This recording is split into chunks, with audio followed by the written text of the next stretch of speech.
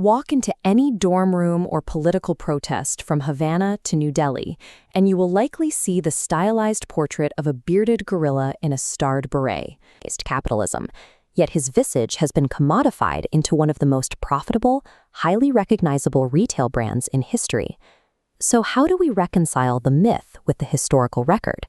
Is the man behind the image a selfless martyr who sacrificed everything for the world's oppressed? Or was he an authoritarian architect of state-sponsored violence? Guevara's early life was defined by a severe physical vulnerability.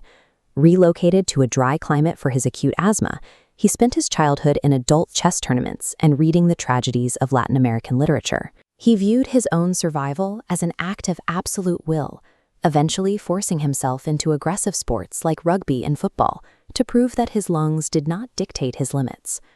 While studying medicine, that determination took him on an 8-month, 8,000-mile motorcycle journey across South America.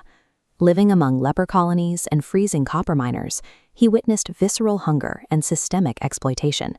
He began to view the continent's underdevelopment as the deliberate, mathematical result of foreign corporate monopolies. In 1954, he traveled to Guatemala, arriving right as the United States government authorized the CIA to overthrow the country's democratically elected socialist president to protect the corporate landholdings of the United Fruit Company. Watching a mercenary force dismantle a sovereign government taught Guevara a harsh lesson. He concluded that peaceful electoral reform would always be crushed by foreign intervention. True change required the total destruction of the state's standing army, leaving violent, armed revolution as the only viable path forward. In 1955, Guevara joined Fidel Castro's 26th of July movement as a combat medic, but a disastrous landing in Cuba forced a rapid change in role. During a chaotic ambush, he dropped his medical supplies to pick up a box of ammunition, transitioning from a healer to a combatant. In the Sierra Maestra Mountains, he pushed past his own asthma to lead forced marches and coordinate logistics, even acting as executioner for a rebel informant to maintain internal discipline. His tactical masterpiece came in late 1958 at the Battle of Santa Clara. Leading a severely exhausted force of about 340 guerrillas, he deployed tractors to destroy the railway tracks, derailing the dictator's heavily armored munitions train and forcing a vastly superior army of nearly 4,000 men to surrender. Within hours of that single victory, the US-backed Batista regime collapsed entirely. For Guevara, this validated his worldview. A small, fiercely dedicated band of fighters could actually topple a heavily armed state machinery. Following the revolution's triumph, Guevara was assigned his first major government role, supreme prosecutor and commander of the La Habana fortress, tasked with purging the island of the old regime's military and police. The legal framework he implemented bypassed standard jurisprudence entirely. Tribunals operated as a rapid conveyor belt to the firing squad, frequently executing victims without due process. Guevara personally reviewed appeals, never overturning a sentence, and instructed his officers that, if in doubt, kill him. Guevara utilized these tribunals to implement his new man ideology, the belief that a selfless society could only be built by a state that cleared away all remnants of the old regime. This focus on revolutionary consciousness justified the removal of anyone deemed incompatible with the state's ideals, including low-ranking conscripts and ideological dissidents. That same dogmatism soon permeated the national economy. Appointed Minister of Industries, despite having no financial background, Guevara centralized almost all production. He abolished the concept of money for individual enterprises and stripped away material bonuses, insisting workers should produce purely out of moral duty and revolutionary love.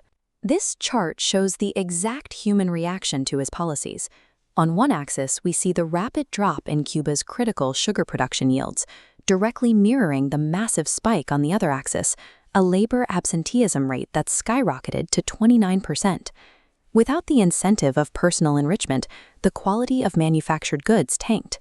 The unyielding willpower that proved so effective in the remote mountains proved catastrophic when forced upon the daily economic psychology of a working populace. This diagram illustrates the mechanics of Guevara's FOCO theory. He hypothesized that revolutionaries didn't need to wait for the right economic conditions. Instead, a tiny, highly dedicated vanguard, the spark, could artificially trigger a massive peasant uprising, the inert mass, anywhere in the world.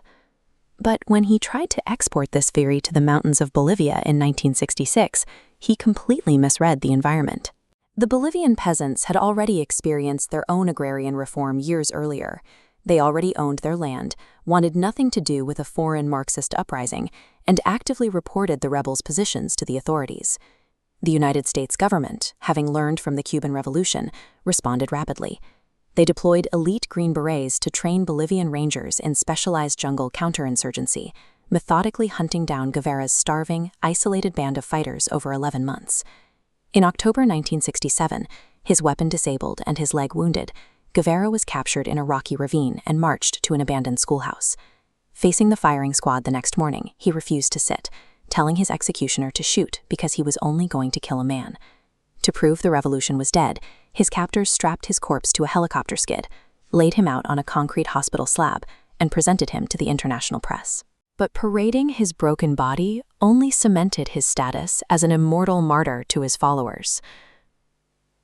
The uncompromising willpower that brought Guevara success in the Sierra Maestra eventually blinded him to the economic complexities of a national workforce and the political realities of the Bolivian countryside.